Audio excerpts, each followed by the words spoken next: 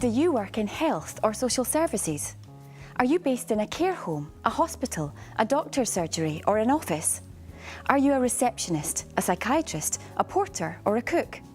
Maybe you're a nurse, a social worker, a gardener or an occupational therapist. This resource helps all of you to recognise and develop the skills and values you need to support people with dementia and their families and carers. It helps you to understand more about dementia and to think differently about the people with dementia you might work with. It might be while they're attending an appointment, living in a care home, living in their own home, or in a hospital ward. People with dementia have rights and abilities, rich histories and experience. All of this must be recognised as we care for and support the people we meet in our different roles. As people live longer, there are more and more people living with dementia in Scotland. Dementia affects about 2% of people aged 65 to 70, 5% of people aged 70 to 80, 20% of people over 80, and currently 82,000 people in Scotland. That figure is expected to double over the next 25 years. Dementia is not just a condition affecting older people. People in their 40s or 50s or even younger can have dementia, and it is sometimes only one of a range of conditions people may be living with. For example, dementia and depression, dementia and learning disability, dementia and heart disease. We need to develop new approaches to how we offer information, care and support, and that goes for the families, friends and neighbours of people with dementia too. They need support to help people with dementia have the best quality of life as they journey through their illness. Wider communities also have a role in keeping people with dementia connected to the life and activities they value. We're all part of communities, and our lives will be increasingly affected by dementia, at a personal level, in our work settings, and among our families and communities. In June 2010, the Scottish Government launched Scotland's National Dementia Strategy, which set out a range of commitments in relation to dementia care, support and education. 1 year later, in June 2011, the Scottish Government launched Promoting Excellence, a framework for all health and social services staff working with people with dementia, their families and carers. At the same time, they launched Standards for Dementia Care in Scotland. Promoting Excellence describes the minimum knowledge and skills required by all health and social services staff, whether you work in a care home as a cook or a gardener, whether you're a receptionist in a clinic, or whether you work in someone's own home. Some staff, such as social workers and nurses working with adults in the community or on acute hospital wards, will need more detailed knowledge and skills. Others, such as pharmacists, consultant psychiatrists and mental health officers, will need very detailed knowledge in relation to their specialist areas of work. But all their training and learning will build from the information, aspiration and principles outlined in this resource. The standards outline what people can expect from the services they receive. So together, these documents represent a means of making sure that improving quality of life for people with dementia is at the heart of what we do. How can we use this resource? We want you to use this resource in the way that best suits your preferred way of learning. You can use the resource as an individual, a team, or as an organisation. You can focus on one chapter at a time, discussing the questions posed with your colleagues, or reflect on them in your own time. You can confirm your progress against the key learning points at the end of each chapter, and check out the links to other resources to enhance your development. The scenarios throughout this resource show people who are working in situations you might recognise from your own experience. Although we've not based the scenarios on the experiences of any real individuals, we think they illustrate practice that does exist. We want to show you how these situations can be dramatically transformed for people with dementia, often with little change in our behaviour. All of us can do our work just a bit better if we think about what we're doing, develop our knowledge and skills, and focus on who we are actually working for. We're working together to improve quality of life for people with dementia. Dementia is a journey, and it's a journey you can influence. We're all able to make a difference. People living with dementia can best describe how important our work is. Here's what someone living with dementia has to tell us. What I would say to the professionals is that you can pull me back, give me my life back and pull me into the light. And by the same token, ignorance, arrogance, couldn't care less, you can shove me down into the darkness and just cast me away. I can't do it. I need your help to do it. So what are the key learning points from this chapter? Dementia affects a large and increasing number of people in Scotland. Dementia affects a range of age groups and can occur alongside other health problems. Dementia is everyone's responsibility in health, social services and communities.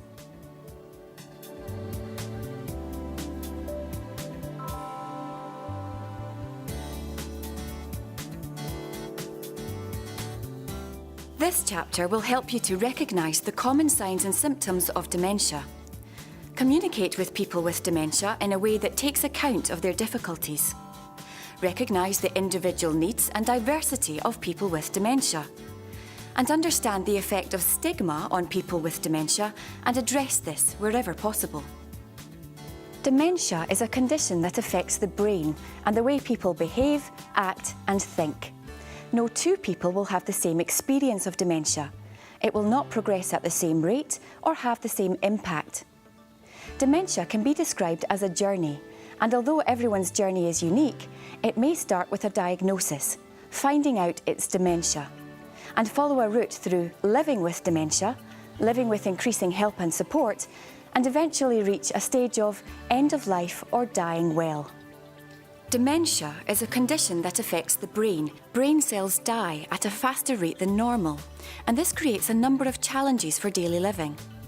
People with dementia can begin to find normal activities more difficult. They can, however, expect to have a good quality of life, to retain their relationships and interests, and to feel good about themselves and the people closest to them.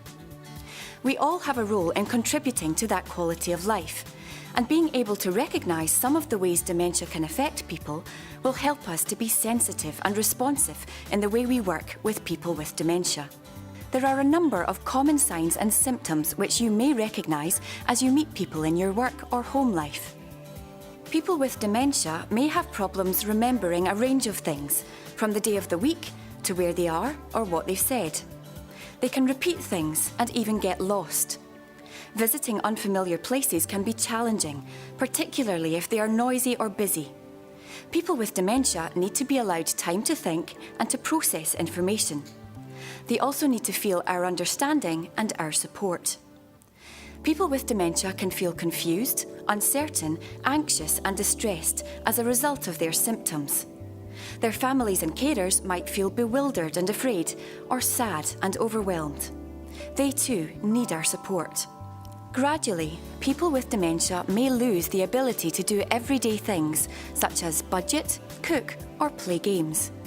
Doing things in the right order or following normal patterns can start to be a challenge, and this may have an impact on activities such as caring for their appearance. People with dementia may stop doing things they've enjoyed, things that have been part of their daily routine.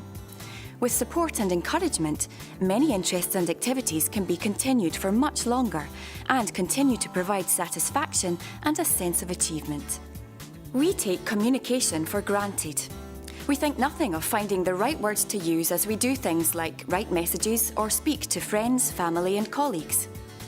For a person with dementia, there may be difficulty in finding words as language starts to need more thought and effort. If we use jargon, we're likely to alienate and confuse the very people we want to support. Keeping sentences short and using everyday words will help us to keep connected. Following up verbal information with written or visual material will also help us to understand each other. A smile, a gesture or touch can also convey encouragement and connection. Dementia is progressive, and the person will gradually become less and less able. This usually happens very slowly. Little by little, the person will need more help. Eventually, someone with dementia will be unable to manage even basic tasks like eating, dressing and going to the toilet. But this won't happen suddenly. The illness can last many years. At present, there is no cure, but there's a lot we can all do to support quality of life for people with dementia as well as that of their families and carers. We've mentioned that dementia affects a range of ages, not only older people. It's found in cultures across the world, in men, women, those from a range of faith groups, and with different sexual orientations. It can occur along with other conditions and in all economic groups. Sadly, people with dementia can also be exposed to stigma and negative stereotypes. For example, some newspaper headlines talk about dementia as a life sentence, or suffering from dementia, which gives us a different picture than living with. It's easier to dismiss and belittle people with dementia if we listen to these messages. It's very important that we support and encourage positive attitudes and behaviour towards people with dementia. We want Scotland to be dementia friendly. We'll now hear from people with dementia as they describe the impact dementia is having on their lives. It's my writing. I can no longer, my ability to write, and I can start off writing and then it's for some unknown reason it goes away and I can't read it back. And then you get the thing like this thing we talk about, the fog.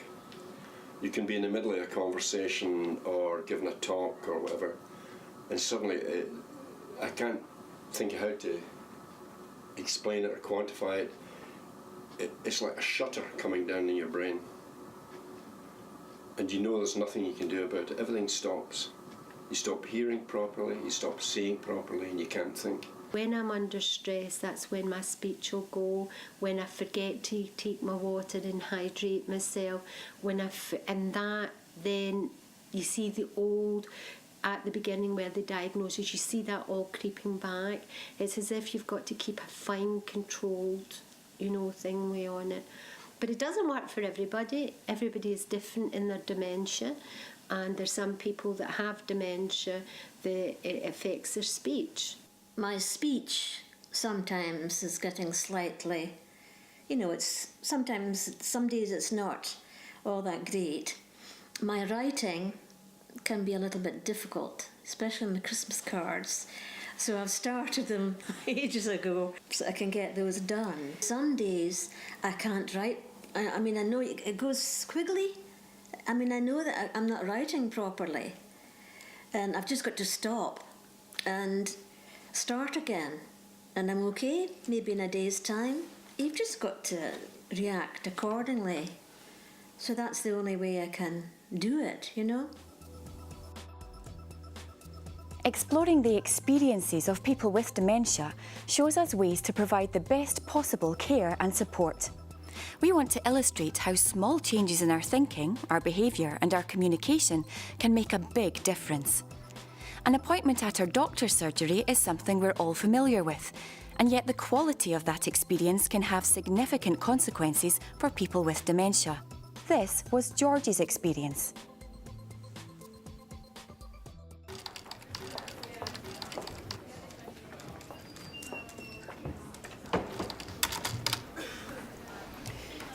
Good morning, can I help you? I've come to see the doctor. What's your name, please? George MacDonald. Let's see your name on the list for today. Which doctor is the appointment with? Is it your own doctor? What time is the appointment? And is it with your own doctor? Well, I always come here, and I'm sure it's today. Oh, I can't remember. Oh, okay. It was the 25th. I can give you another appointment at 11 tomorrow. Hello, Sandybank Medical Practice. Yes, thanks for that, that's fine.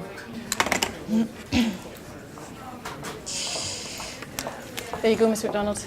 Tomorrow at 11.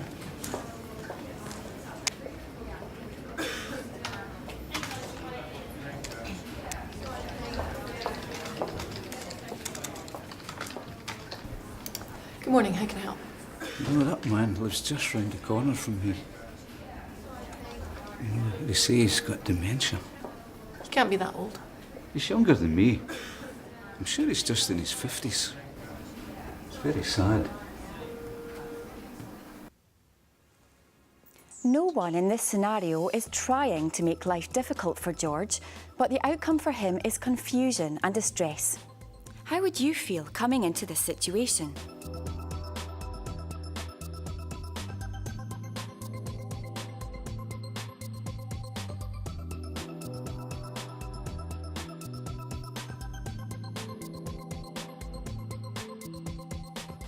So what are the key learning points? A person with dementia commonly presents with memory problems and confusion. Communication must take into account the person and their needs. It's important that we don't assume that dementia only affects older people. In fact, early onset dementia is not uncommon. There's also growing evidence of people with learning disability developing dementia at a younger age as they are living longer. Stigma can be associated with people with dementia, and it can take a variety of forms. How else could this have been handled to make sure that George feels respected and valued? Here's one option.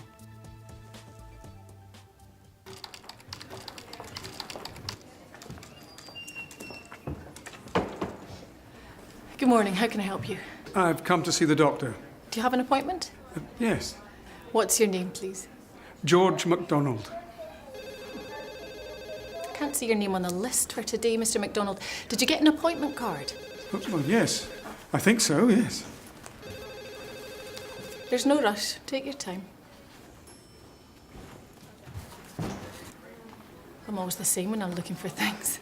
Let's see, could it be one of these? I get things so muddled up these days. Yes, it's this one. And I can see you've got the right time but the wrong day. It was yesterday. It's easily done.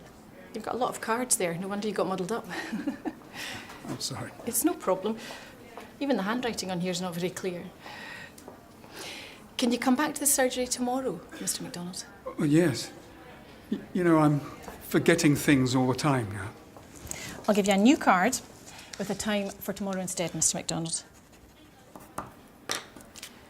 There you go, tomorrow at 11 o'clock. Would it help you if I gave you a call in the morning to remind you? Well, yes, thank you very much. You know, that would be a great help. Okay, take care and I'll give you a phone in the morning.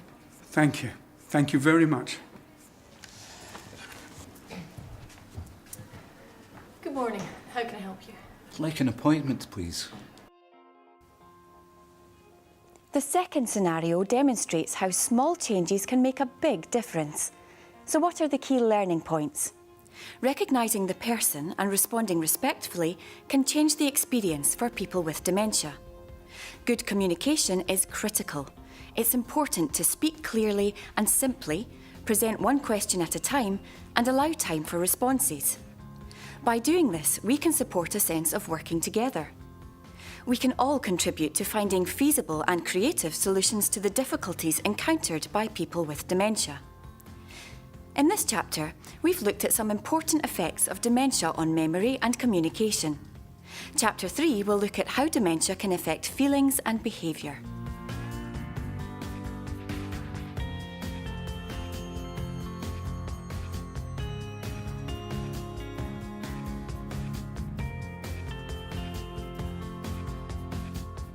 This chapter will help you to understand the impact of the symptoms of dementia on feelings and behaviour, recognise the impact of the environment on the person with dementia, and respond appropriately to distress, confusion and frustration. We've already looked at communication in Chapter 2, and we want to build on this understanding in relation to changes in feelings, emotions and behaviour. As dementia develops, the person will at different times experience changes in their feelings, emotions and behaviour. It's important that we remember that every person is an individual and will react to circumstances in their own way. It's essential that we understand what's causing the change to allow us to best help and support that person. There are many possible reasons for changes in feelings, emotions and behaviours. It may be the result of changes in the brain, which affect the person's memory, concentration, or perception of their surroundings.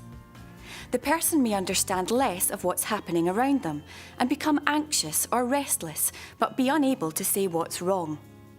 A task which was previously familiar may become too complicated.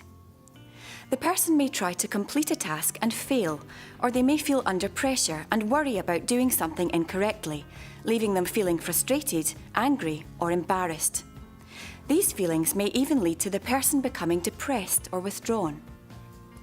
In many instances, it's other factors in the environment that trigger changes, such as entering a place which is noisy, busy, unfamiliar, cluttered, or poorly lit. All of these can increase the risk of confusion for the person with dementia. The person with dementia will also sense impatience, tension and negative feelings in others and in situations around them. For example, if they feel rushed or if you show annoyance. Distressed behaviour may be the only way the person can still communicate with you. It's easy to assume that a person is being uncooperative when in fact they might be ill, in pain or unable to communicate. They may know what they want, but because of language difficulties, they're unable to tell you. We'll now hear from people with dementia as they discuss the impact of these changes on their lives. I still get upset thinking about it. To suddenly become very nervous, very tearful, fearful, disinterested, it was a totally alien type of behaviour for me. In the past I was always quite a constructive sort of person, was quite innovative, had lots of interests, people that I knew, I was very active, and suddenly all that was stolen from me because I could no longer do it safely. And to lose your ability to remember, which is only a part of the problem, it's taken away you, whoever you were, is suddenly gone. It's like a death. You know, only you're at your own funeral. I did go into depression. I was on medication for that because, I don't know, you just seem to close down. And I don't know why, just things, I think you're worried in case you say something silly, because sometimes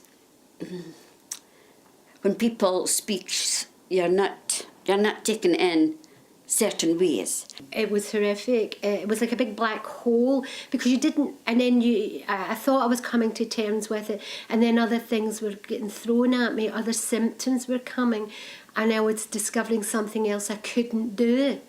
And I was living on my own and I was getting jolted and thinking, why can't I do this? And then I was trying to do it, and I was always trying to be the person I was before. I wasn't able to accept it. Really, I just could not accept it. In fact, for the first, I would say, 2 years, I thought, this is just silly. It's not me. I couldn't possibly have it. No way, you know. It's old people that have it, not anybody of my age. I just felt like drinking, just going to drink. You know, what's wrong with that, you know? And then I thought, now don't be so silly. You know, that's just not you. That's not the answer for it at all, you know? So I just had to snap out of it. We're now going to meet Ellen, who's an 80-year-old woman living at home with the support of her family, home care and other community supports. Leanne is coming to take her to the lunch club, and Ellen's daughter Caroline has come to help her get organised as she has not answered the phone this morning.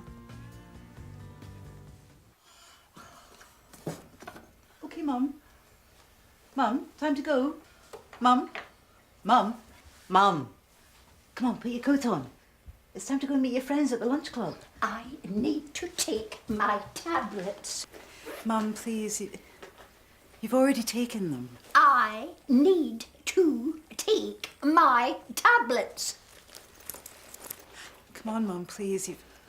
You've already taken your tablets, okay?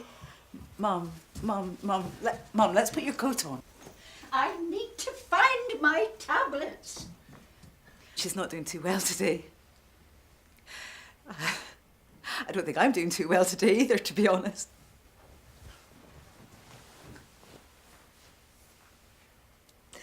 I just don't know how much longer I can cope with this. I don't want this to happen, but what can I do? It's okay. We're only at the beginning of our run, so why don't you get yourself a cup of tea and get Ellen feeling a bit calmer, and I'll come back at the end of our run. Yeah. No, that's great. No, that's really helpful, thank you. It's no problem, Caroline. I'll have a word with my manager and see what other help there is we can give you. Thank you, Leanne. You're so good. So, How would you feel coming into this situation?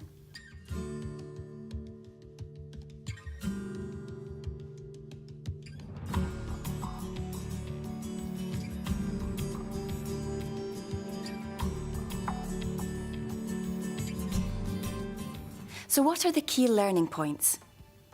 We can't make assumptions about what's causing a person with dementia to be distressed.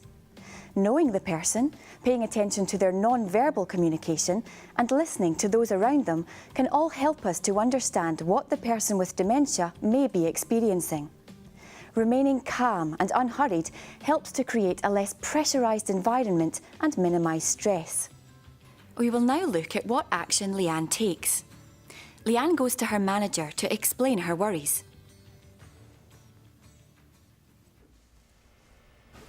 So, Leanne, you wanted to speak to me about Ellen Banks. Yeah, well, I'm really worried about Ellen and Caroline. When we got there yesterday, they were both very stressed and upset. Oh, right, okay. I mean, I've been with Ellen for 2 years now, and something has changed. I can't put my finger on it, but there's something. I mean, it's possible that she's a wee bit sore, or she's maybe picked up an infection. I don't know, maybe. I don't think it's to do with her dementia, though. I think maybe she's not hearing very well. Okay. Well, we could suggest that Ellen gets her hearing checked. Right.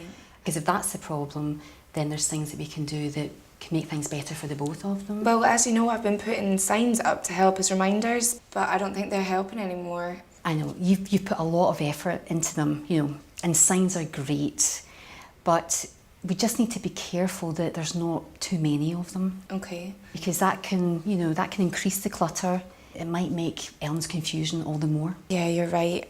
But I'm worried about Caroline too. She's really stressed. I think we should go back to Ellen and Caroline and see what they think about going to see the doctor.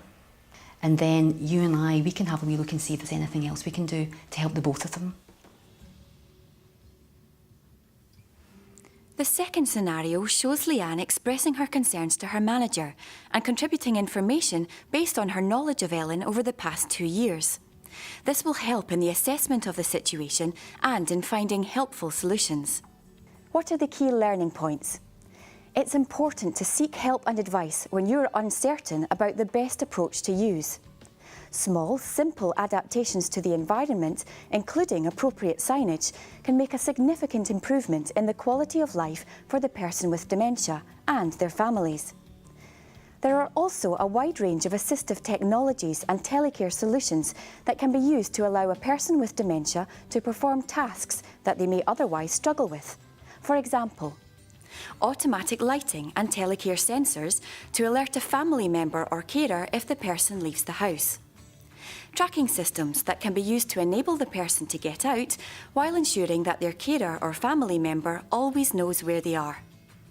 The range includes devices to assist with speaking, hearing, eyesight, memory and getting out and about.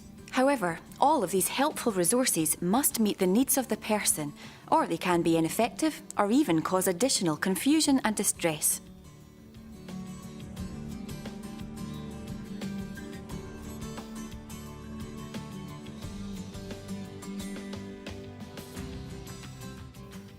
This chapter will help you to appreciate that people with dementia have the right to a quality of life that reflects their priorities, wishes and interests. Understand what's meant by the term person-centred support in relation to people with dementia. Understand the importance of recognising, enhancing and supporting the strengths and abilities of people with dementia, and support people with dementia to remain engaged in life's roles and relationships. Maintaining a good quality of life is perfectly possible following a diagnosis of dementia. Even when a person requires increasing help and support, we should not make the assumption that attempts to improve a person's life are pointless. There are many factors other than a person's dementia that affect their quality of life. It's important to value their lifestyle, environment, relationships, culture and experience. People with dementia should be able to participate in activities that are meaningful to them, enjoyable, bring happiness and make life worth living. Sometimes it's not obvious how we can do this, but staff, carers, friends and communities can all contribute to helping a person to live well with dementia, And we should never forget the contribution of the person themselves. After all, each person comes with a lifetime of experience of their own interests, skills and abilities. Next, we will meet Jim. Jim is 85 and lives in a care home, but his situation could easily occur in a hospital ward or in his own home. That's Luke Chalmers' place. He just gave up and moved away. Never even stopped to dig up his equipment. Those cattle are Dave Peters. He lost 150 head, which meant every cent he owned. All of this tragedy and ruin, ladies and gentlemen, because of lack of water. In times like these, folks just die. Are you all right? It's such a shame to see Jim like that. I know. Do you know, I heard he used to teach art. I think he was a bit of a painter himself. He even had exhibitions. You'd never think that now.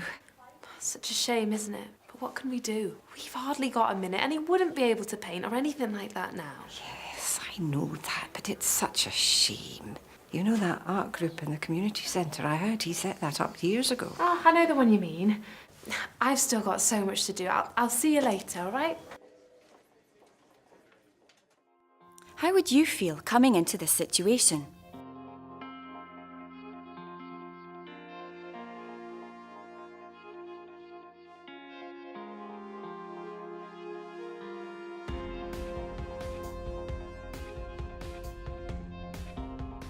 Jim is not experiencing a good quality of life, and staffing and resources can often be stretched to the limit. This can seem like a hopeless situation. It appears that given the stage of the dementia journey that Jim is at, there is very little that can be done about improving his quality of life. The key learning points are, no matter what stage someone is at in their dementia journey, they're entitled to the best quality of life possible. It's important to recognise that, whatever our job, we can all make a difference to the life of someone with dementia. It's important to use all the information at our disposal and to think of ways to use it to help people with dementia make the most of their abilities and remain engaged as much as possible. Susan found out from her son that the art group that Jim used to help run was indeed still going, and many of the members remembered him well. She informed the staff about this, and they got in touch with the group organiser. Jim began to have regular visits from a volunteer from the group, and together they would look at art books. Although Jim could not communicate much, the volunteer would reminisce about the group and talk to Jim about art. Yeah. And what about that one, Jim? You like that? It's wonderful, isn't it?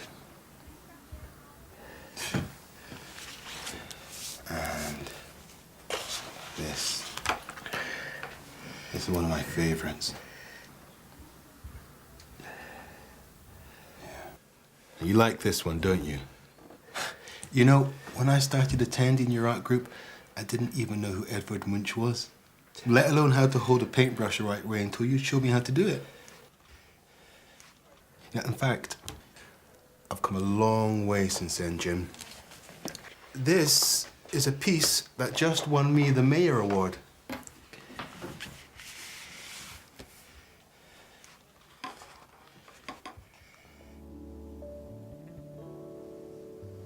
As we can see from Jim's actions and behaviour, his quality of life was enriched and enhanced by staff recognising his interests and responding to them.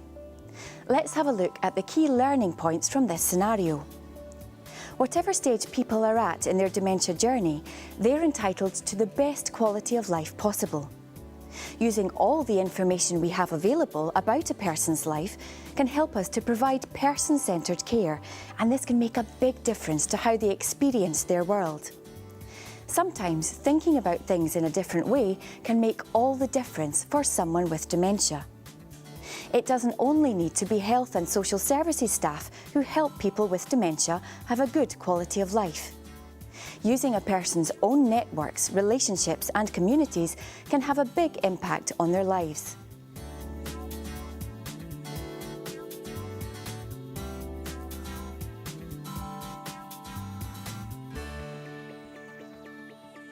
This chapter will help you to understand that people with dementia have the right to take risks within the context of their own lives. Understand how people with dementia may be harmed. Have an awareness of legislation and local policy and any actions you may need to take. We tend to assume that people with dementia aren't able to think, process information and make sound decisions.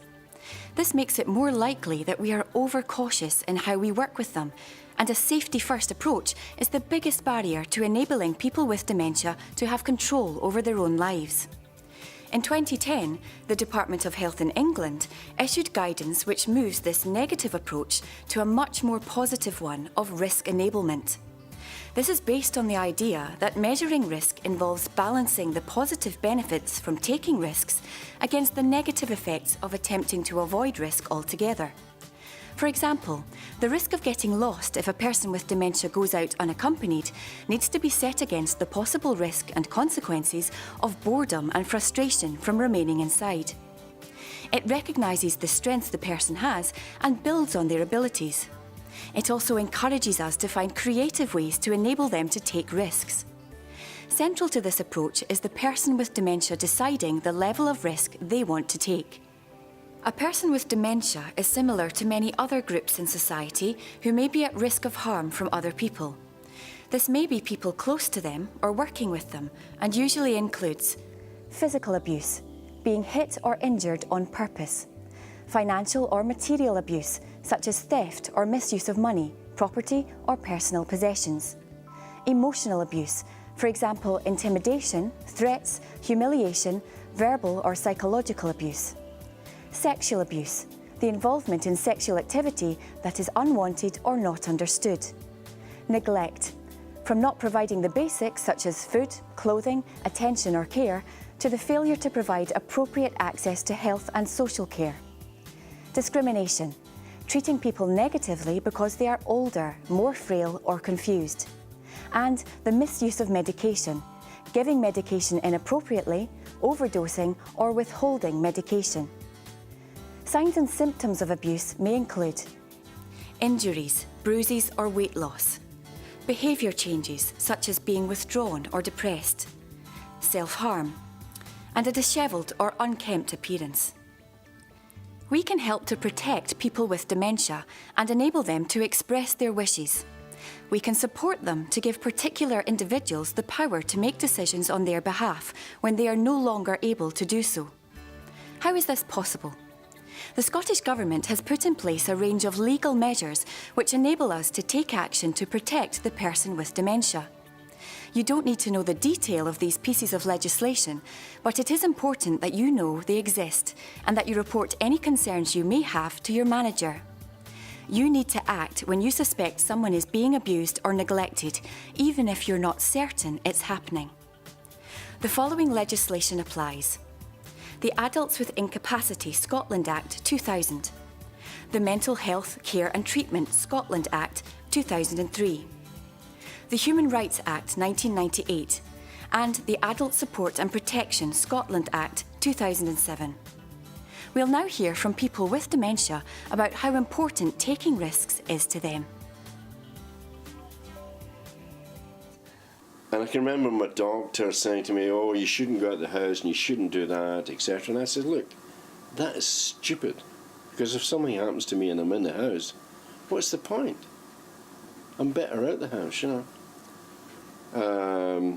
So, I mean, do you think it's a mistake for doctors, professionals and even family to say, oh dear, now you've got that, you shouldn't be doing Oh, this, yeah. I think it's destructive. I mean, people should be allowed to take a certain amount of risk. You've got to be allowed to stumble and fall occasionally. You've got to be encouraged to take yourself out the comfort zone where there's no fear, there's no nothing, but there's also no life. Next, we'll meet Margaret. Margaret is 90 and was recently admitted into a community hospital. But this situation could easily occur in a nursing home, a hospital ward, or in a person's own home.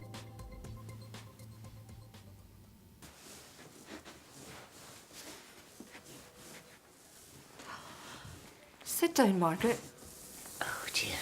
stay where you are.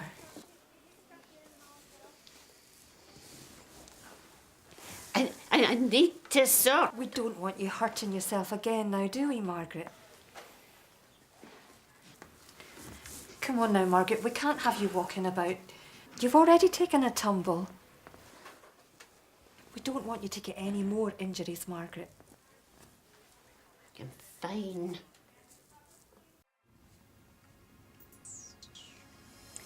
How would you feel coming into this situation?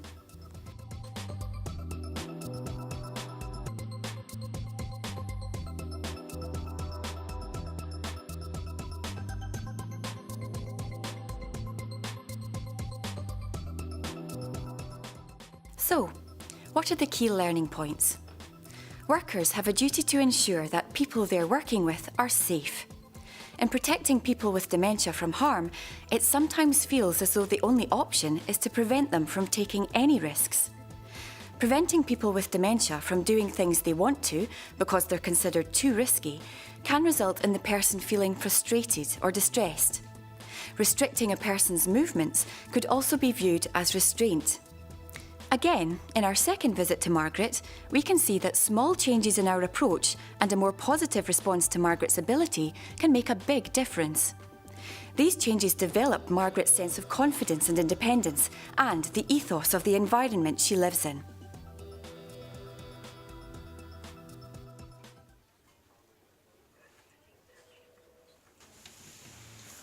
Margaret, remember to take your stick. Yes, yes.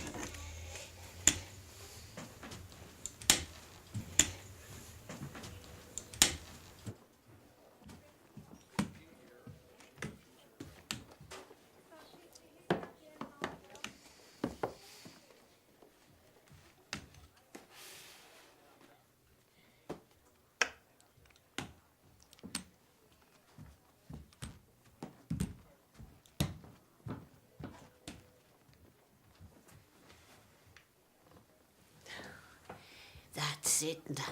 Thank you, Margaret. You're so good at spotting what needs done.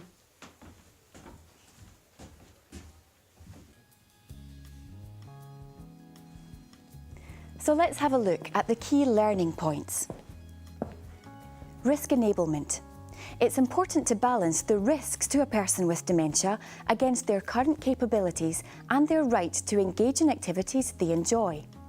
It's sometimes the case that staff and others involved with a person with dementia can be so protective that they can't see ways to balance rights and risks. There's often a way around these apparently impossible situations, and this can contribute a great deal to the quality of life for someone with dementia.